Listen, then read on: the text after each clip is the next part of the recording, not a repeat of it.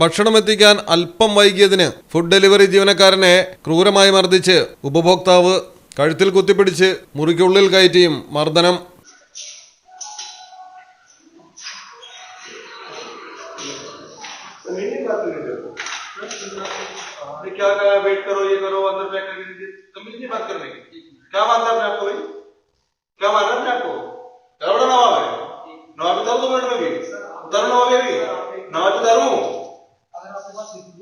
Recording already सब निकाल दो मेरे से मेरे समझ गया चलो हो जाएगा नहीं मत खत्म नहीं भाई मेरा फोन क्यों छीन लो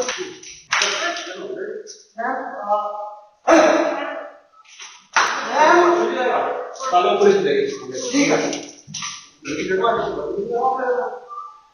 മീററ്റിലാണ് സംഭവം. ഗംഗാസാഗർ കോളനിയിൽ താമസക്കാരനായ യമൻ കൻസാലാണ് ബ്ലിങ്കിറ്റ് ഡെലിവറി ഏജന്റായ അമിത് യാദവിനെ ഭക്ഷണമെത്തിക്കാൻ 5 മിനിറ്റ് വൈകിയെന്നതിന്റെ പേരിൽ മർദ്ദിച്ചത്.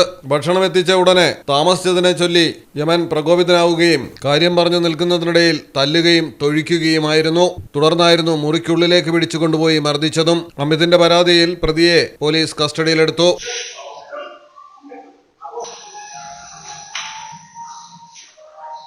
तमीज में रहेगा वो ठीक है डिलीवरी वाला डिलीवरी करे ऑर्डर देगा ऑर्डर का ന്യൂസ് ഡെസ്ക് മലയാളം ടെലിവിഷൻ.